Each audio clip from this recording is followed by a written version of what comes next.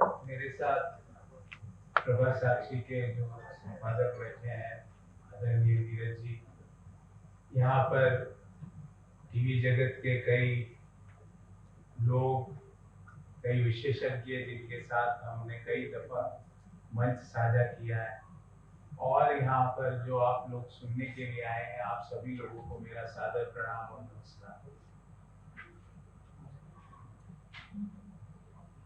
जब मुझे इस विषय के बारे में बोलने का बोला कि क्या भारत दुनिया की तीसरी बड़ी अर्थव्यवस्था बन सकता है, तो मैंने इमीडिएटली सोचा कि बन सकता नहीं, वो तो बनेगा ही, पर उसके कुछ कॉन्स मैं आज जरूर बताऊंगा। रोज तो आपने कई जगह सुने होंगे, रोज बनेगा, और क्यों बनेगा अगले 2-3 मिनट उसकी बात करूंगा। उसके अगले 7-8 मिनट उसके बनने के बाद आपके और मेरे जीवन पर क्या प्रभाव पड़ेगा, सकारात्मक और नकारात्मक, दोनों के बारे में चर्चा करेंगे। और मैं बैठा इसलिए हूं यहाँ पे ताकि आपसे एक संवाद के रूप में बात की जा सके, एक वन वे कम्युनिकेशन नहीं। आप भी कुछ पूछना चाहे, इंटरप्ट करना चाहे, डिसएग्रीमेंट दिखाना चाहे, तो मैं उसके लिए ओपन हूं, मुझे उसमें कोई प्रॉब्लम नहीं। पिछले 10 साल में भारत की अर्थव्यवस्था की एवरेज ग्रोथ 5.93% रही, 5.9 पिछले 10 साल में। इसमें मैंने कोरोना साल के भी 2 साल जोड़े हैं जिसमें नेगेटिव ग्रोथ रही, और पिछले 10 सालों में दुनिया की एवरेज जो ग्रोथ रेट रही है वो मात्र 2.25% रही।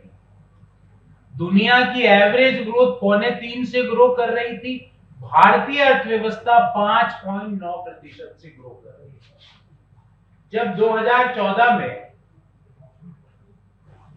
नरेंद्र मोदी जी ने देश की सेवा करने का काम प्रारंभ किया, तब भारत की रैंकिंग जीडीपी के आकार के अनुसार दुनिया में 90वें स्थान पे थी, 9th रैंक, और आज वो 5th रैंक पर है जब मैं बात कर रहा हूं। हमारे ऊपर 4 देश है, अमेरिका, चीन, जर्मनी, जापान और भारत। भारत की अर्थव्यवस्था की साइज अगर अपन जीडीपी में नापें तो लगभग $4.25 ट्रिलियन है।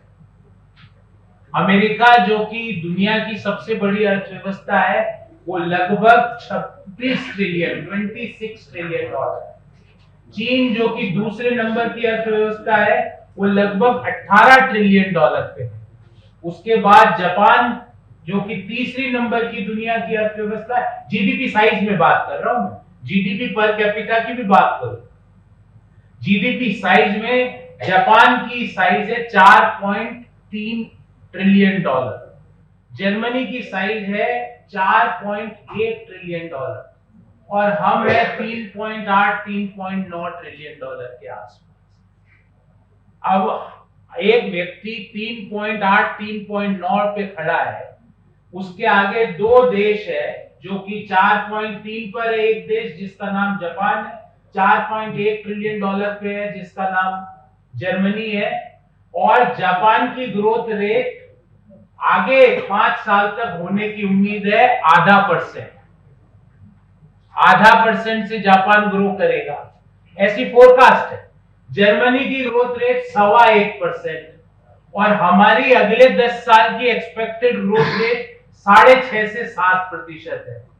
तो आप बताइए, ये तो तीसरी बड़ी अर्थव्यवस्था बनेगी ही, क्योंकि जो ग्रोथ रेट है, ये तो सिंपल सा कक्षा 8 का गणित का इश्यू है। इस ग्रोथ रेट पे तो तीसरी बड़ी अर्थव्यवस्था बनेगी।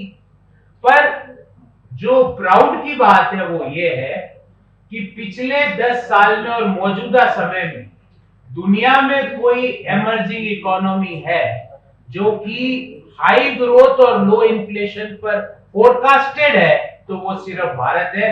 भारत के अलावा कोई भी बड़ा मुल्क, और मैं बड़ा मुल्क जब कह रहा हूं तो मैं भारत की तुलना श्रीलंका, सेनेगल और आइवरी कोस्ट से नहीं करूंगा। कोई भी बड़ी डेमोक्रेटिक मुल्क ऐसा नहीं है जो हाई ग्रोथ और लो इन्फ्लेशन पर खड़ा है सिवाय भारत। और इसका नतीजा क्या हो रहा है, आप रोज देखते हैं कि बड़ा इन्वेस्टमेंट इनफ्लो दूसरे देशों का भारत में आ रहा है। उसके प्रभाव दुष्प्रभाव एक दूसरा विषय है, पर बड़ा इन्वेस्टमेंट तो आ ही रहा है।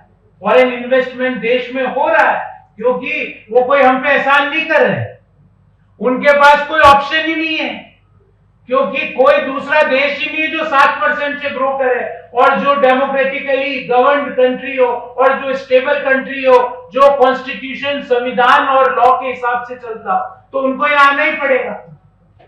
तो ये तो हमारी जीडीपी की एक संरचना मैंने आपको बताया। अब आप कहेंगे साहब, एक सवाल हमेशा आपके मन में उठना चाहिए, नहीं उठ रहा है, कि साहब 2004 में जब यूपीए ने देश की बागडोर संभाली, उस समय देश की क्या रैंक थी, और जब छोड़ी जब देश की जीडीपी के अनुसार क्या रैंक थी, और 2024 में जब मोदी सरकार के 10 वर्ष पूर्ण हुए तो उसको यूपीए के 10 वर्ष से कंपैरिजन करें तो क्या रैंक है, वो भी बता, क्योंकि वो जानना हमारा अधिकार है। और नहीं आपके सवाल जहन में आ रहा है तो आना चाहिए। 2004 में जीडीपी के अनुसार दुनिया में हमारी रैंक 12th, और 2014 में जीडीपी के अनुसार दुनिया में हमारी रैंक हुई 12th to 9th, और 14 से 24 9th से 5th। यही कंपैरिजन है। हम पिछले 10 साल में कोरोना को अगर एक्सक्लूड करते हैं 2 साल, तो हम 7.8% से ग्रो किए हैं। अगर मैं कोरोना के 2 वर्ष एक्सक्लूड कर दूं और कोरोना के 2 वर्ष इंक्लूड कर दूं तो हम 5.9 लगभग 6% से ग्रो किए। अब सवाल ये आता है कि जीडीपी तो हम तीसरे नंबर की हो गए, इसी ग्रोथ रेट से हम बढ़ते रहे और अमेरिका और चाइना की फोरकास्टेड ग्रोथ रही, तो निश्चित रूप से अगले 20 साल में हम दुनिया की नंबर 1 जीडीपी भी बनेंगे। तो गणित है, एक मुल्क जो $25 ट्रिलियन पे खड़ा है वो अगर 2% से ग्रो करेगा, और जो $4 ट्रिलियन पे है भारत, वो अगर 8% से 7.5% से ग्रो करेगा तो 20 साल में हम उनको आउटपास करेंगे। पर जीडीपी का ग्रोथ एक प्राउड का विषय है कि देश दुनिया की तीसरी बड़ी आर्थिक महाशक्ति बना, पर इसके कुछ कॉन्स भी हैं। पहला कॉन जो हर इकोनॉमिस्ट के, हर व्यक्ति के, आपके प्रभा साक्षी के हर दर्शक के मन में आना चाहिए कि साहब जीडीपी तो ग्रो कर रही है, एम्प्लॉयमेंट का क्या है, उसके बारे में भी बताइए। और उसके बारे में अगर चर्चा नहीं करें अपन तो हमारी सारी चर्चा बेमानी है। अब आज भी दुनिया की सबसे यंग देश का खिताब हमारे पास है। आज भी ये खिताब कितने दिन रहेगा इसके ऊपर चर्चा चल रही है देश में, क्योंकि देश की कई भागों में पॉपुलेशन नेगेटिव ग्रो कर रही है, अधिकांश भागों में नहीं हुई है, पर कुछ सदर्न इंडियन स्टेट्स में नेगेटिव पॉपुलेशन ग्रोथ शुरू हो चुकी है। तो हमारी जो एक डेमोग्राफिक डिविडेंड जिसका हम हमेशा बात करते हैं अखबारों में, टीवी में, चर्चाओं में, कि भारत दुनिया का सबसे यंग देश है, क्या हमारा डेमोग्राफिक डिविडेंड के लिए हम उपयुक्त नंबर ऑफ जॉब्स क्रिएट कर पा रहे हैं इकोनॉमी में या नहीं? क्योंकि एक शब्द आपने कई बार सुना होगा कि एक ग्रोथ होती है विद जॉब ग्रोथ, और एक जीडीपी की ग्रोथ होती है जिसे टेक्निकल भाषा में कहते हैं जॉबलेस ग्रोथ। उसका भी एक छोटा सा आंकड़ा आपको बताता हूं। देश में लगभग 1.2, अगर अपन हिंदी में बोले, प्रभा साक्षी हिंदी का, 1.25 करोड़ लोग रोजगार मांगने हर साल जॉब मार्केट में एंटर होते हैं, और लगभग 80 से 90 लाख के बीच लोगों को रोजगार, व्यापार या कोई साधन मिलता है। पर 25 से 30 लाख, 35 लाख, 25 से 35 लाख लोगों के पास जो जॉब मार्केट में एंटर हो रहे हैं, उनको एक जो जॉब वो सोचते हैं वो नहीं मिलती। ये डाटा है, ये मैं अपनी राय नहीं दे रहा। और जो कल पीरियोडिक लेबर फोर्स सर्वे की रिपोर्ट आई, उसके अनुसार 7 साल पहले, मतलब 23-24 से 7 साल पहले 17-18 में देश में बेरोजगारी की दर 6% थी, जो अब घट के 23-24 में 3.2% हुई। पर इसमें और काम करने की जरूरत है, मैं ये स्वीकार करता हूं, और इसको सुदृढ़ बनाने की जरूरत है। हमारी अनएम्प्लॉयमेंट रेट गिरी है, और अगर हम वर्कर पॉपुलेशन रेशियो देखें कि भाई टोटल वर्कर कितने, टोटल पॉपुलेशन के अनुपात में 17-18 में वो रेशियो था 46.8%, जो 23-24 में बढ़कर 58.2% हुआ। इसको भी और बढ़ाने की जरूरत है, इसमें कोई दो राय नहीं। जीडीपी की बात करी, क्या हम पर कैपिटा इनकम की भी बात कर सकते हैं? क्या हम दुनिया की तीसरी बड़ी अर्थव्यवस्था पर कैपिटा इनकम के अनुसार भी हैं? उसका आंकड़ा भी हमें समझ लेना चाहिए। अभी देश की मोटा मोटी पर कैपिटा इनकम $2,500 है। चीन की, जिससे हम अपना कंपैरिजन करते हैं और करना भी चाहिए, उसकी पर कैपिटा इनकम $12,614। 2,500 और 12,500 का अंतर है।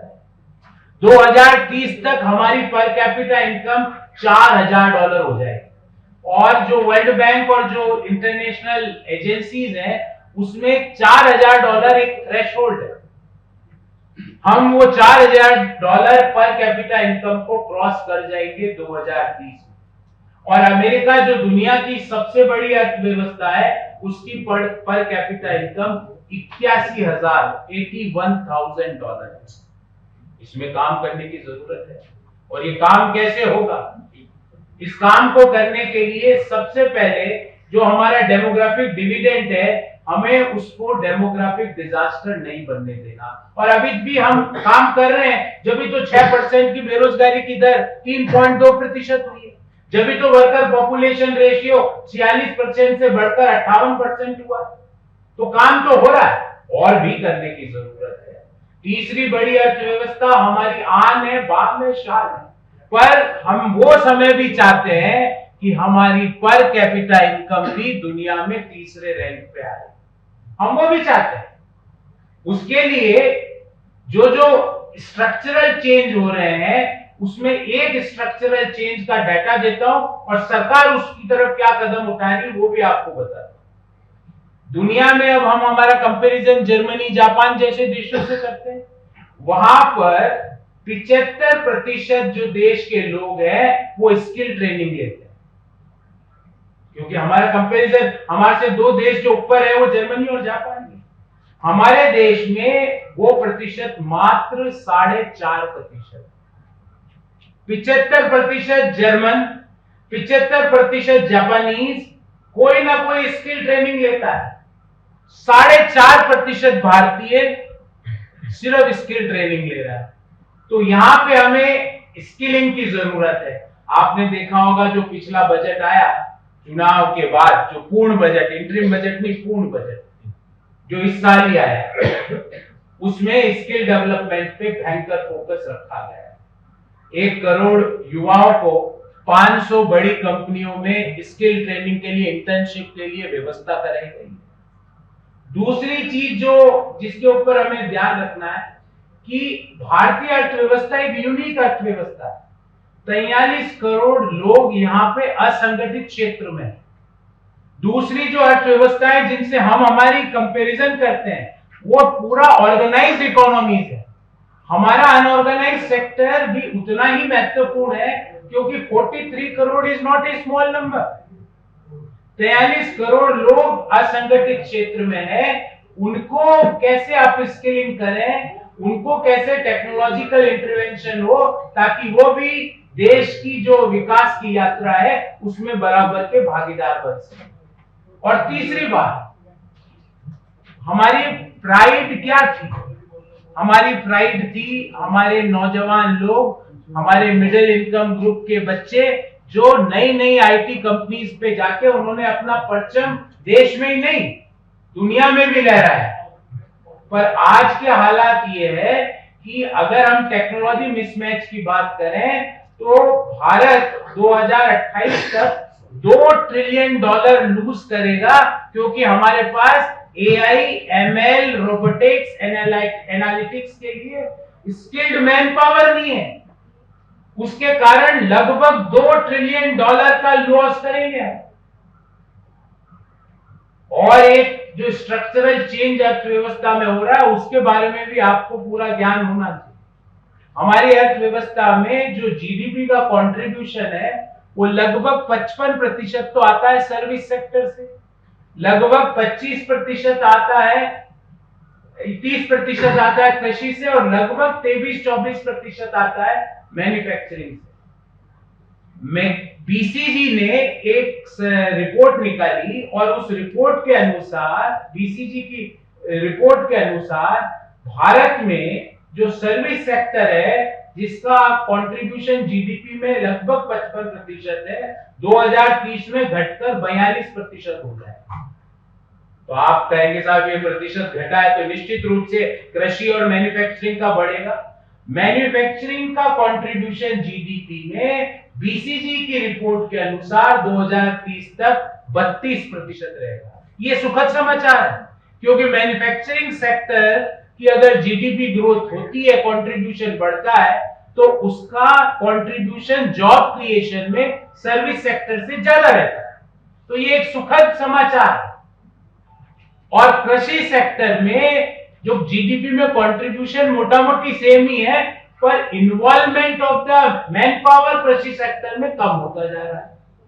तो हमारा जो एक शिफ्ट हो रहा है, आपने एक आंकड़ा आज के अखबारों में भी देखा होगा कि पिछले 6 सालों में 7 करोड़ लोगों ने ई श्रम पोर्टल में अपना रजिस्ट्रेशन करा है। 7 करोड़ नॉट है, कई यूरोप के तो मतलब आधा यूरोप की पॉपुलेशन है। तो हम क्या कर रहे हैं कि अनऑर्गेनाइज से ग्रेजुअली हमारी इकोनॉमी मूव कर रही है ऑर्गेनाइज सेक्टर की तरफ। सर्विस सेक्टर डिपेंडेंसी से लेकर हमारी इकोनॉमी ग्रेजुअली मूव कर रही है मैन्युफैक्चरिंग की तरफ। और ये अचानक से नहीं हुआ, ये ऑटोमेटिक भी नहीं हुआ। जब आपने टारगेटेड स्कीम्स चलाई, भले ही वो मेक इन इंडिया हो, भले ही वो प्रोडक्शन लिंक्ड इंसेंटिव्स प्रोग्राम हो, भले ही वो कॉर्पोरेट सेक्टर को जो टैक्स कंसेशंस देने की बात हो, तो उसके कारण क्या हुआ कि जो ऑर्गेनाइज सेक्टर है उसका एम्प्लॉयमेंट निरंतर बढ़ता जा रहा है। पर ऑल सेड एंड डन, मुझे लगता है मैंने काफी बात कही कि बिल्कुल काफी लोगों को रुचि भी आ रही है, क्योंकि आपने जो आंकड़े दिए हैं वो लोगों को सर्च करना पड़ता है। आप पूरी तरह से गूगल की तरह ही आज यहाँ पर हैं, और जिस तरीके से हमारे लिए भी बड़े रोचक आंकड़े हैं। तो मुझे ऐसा लगता है कि 3rd लार्जेस्ट इकोनॉमी बनना हम सबके लिए अभिमान का विषय है जी। पर हमें वहां पे कॉमा लगाना है, फुल स्टॉप नहीं लगाना जी। क्योंकि यात्रा जारी रखनी है, और यात्रा जारी जब तक रखनी है जब हम 3rd largest per capita income में ना पहुंचे। और वही विकसित भारत का संकल्प है, वही विकसित भारत है कि जब पर कैपिटा इनकम का इस स्तर पे पहुंच जाए, वही उसी को विकसित भारत कहते हैं। कई चीजें और है, आपका कोई सवाल होगा तो मैं जवाब देने का प्रयास करूंगा, भले वो हेल्थ सेक्टर में हो, पावर सेक्टर में हो, भले वो वाटर की अवेलेबिलिटी हो, कई चैलेंजेस है। भारत की दुनिया में आबादी 18% दुनिया की आबादी भारत में रहती है, पर दुनिया का जो पेयजल है उसका मात्र 4% भारत में। इट्स अ बिग चैलेंज, क्योंकि 18% आबादी तो हो गई, पर पानी तो पीना ही पड़ेगा। उसी तरह अगर हम देखें कि हमारा जो इलेक्ट्रिसिटी का जो पीक डिमांड है उसका और जो सप्लाई का जो अंतर है वो 1.4% पे है अभी। पर आने वाले समय में ये पीक डिमांड और सप्लाई का अंतर नेगेटिव में फोरकास्ट है, अगर हमने उस तरफ प्रायोजिक फोकस्ड अप्रोच से काम नहीं किया। तो अंत में मैं यही कहूंगा कि तीसरी बड़ी अर्थव्यवस्था तो हम बनेंगे ही अगले 2 सालों में, 2.5 सालों में, 3.25 सालों में, 2, 2.5, 3.25, इसके अलावा ऑप्शन नहीं दिया, ये तो होगा ही। पर हमें हमारे डेमोग्राफिक डिविडेंड के लिए स्किलिंग पे जिस तरह के प्रयास इस साल के बजट में किए हैं, आगे भी इसी तरह के प्रयासों को निरंतरता से आगे बढ़ाने की जरूरत है और हमें वो प्रण लेना है, वो संकल्प लेना। और मुझे लगता है 47 का विकसित भारत वही संकल्प है कि देश दुनिया की तीसरी बड़ी पर कैपिटा इनकम के अनुसार इकोनॉमी बने। अब मैं वन वे यहाँ पे बंद करता हूँ अपना। अब आपके सवालों का, आपके विमर्श का, आपके डिसएग्रीमेंट का मैं आदर करते हुए जवाब देने का प्रयास करूंगा और मुझे नहीं आएगा तो बोलूंगा साहब मेरे को जानकारी नहीं। आप में से कोई अगर सवाल किसी के मन में हो तो आप पूछ सकते हैं। श्री गौरव वल्लभ कृष्ण जी। हाँ बिल्कुल। गौरव जी, मैं 2 विषयों पे बात करना चाह रहा हूँ, क्योंकि जो आपने बात कही मैं आपसे पूरी तरह से सहमत हूँ, लेकिन भारत की परिस्थितियां विश्व के अन्य देशों के बनस्पत थोड़ी सी अलग भी है। 3 सबसे महत्वपूर्ण कारण है। एक तो जिस तरह से भारत की जनसंख्या बहुत तेजी से बढ़ रही है और जो कुशल कारीगर हैं उनकी संख्या बहुत कम है और विश्व हमेशा से भारत की तरफ ही देखता है कि कुशल कारीगरों की संख्या यहाँ से लेकर अन्य देशों में विकास की योजनाओं को तैयार करता है। पहला तो सवाल यहाँ से उठता है कि क्या इस परिस्थिति में हमें विचार करने की आवश्यकता है। दूसरा, संपूर्ण विश्व में हम देख रहे हैं कि 2 महत्वपूर्ण समस्याएं हैं आज के समय, बहुत विकट समस्याएं हैं। एक पर्यावरण को लेकर और दूसरा जो अन्य कुछ राष्ट्रों में जिस तरह से युद्ध की भूमिकाएं तैयार हो रही है, क्या ये दोनों परिस्थितियां ऐसी नहीं है कि जो विश्व में जो विकास की गति, जो विकसित राष्ट्रों को जो वो रोक सकती है उनकी विकास की गति, खासतौर पर पर्यावरण की जिन पहले जो 2 नंबर पे देश आ रहे हैं उनमें सबसे बड़ा संकट उनकी ग्रोथ रुकने का कारण यही था कि पर्यावरण की वजह से वो सबसे ज्यादा महत्वपूर्ण तरीके से वो रुकावट आई है। तो इन 2 समस्याओं से क्या हम किसी तरह से निकल सकते हैं और उसके माध्यम से क्या हम राष्ट्र को और ज्यादा तेजी से मतलब आगे बढ़ाकर तीसरे स्थान की जगह हम दूसरे या पहले स्थान पे जल्दी से नहीं पहुंच सकते? ये मेरे साथ। देखिए गौरव जी, इसी से संबंधित हिंदी से जुड़ा हुआ सवाल है, अगर आप मेरे तो एक साथ कर दीजिए। नमस्कार आपको। 2 महत्वपूर्ण सवाल इन्होंने उठाए, इसी को मैं आगे बढ़ाऊंगा कि ये कौन लोग इस तरह की नीति बनाते हैं कि करोड़ों रुपए विज्ञापन में खर्च हो जाता है पर पॉलीथीन का उत्पादन नहीं होता। क्या ये अगर इतना कमजोर मन है हमारा तो फिर कैसे हम यकीन करें कि सच में हम इस दिशा में आगे बढ़ें? नंबर 2, आप देखिए, मैं एक उदाहरण द्वारा स्पष्ट कर रहा हूँ कि तेंदुपत्ता का तोड़ान होता है जिसमें कई किलोमीटर तक का जंगल एक ही महीने के अंदर नष्ट कर दिया।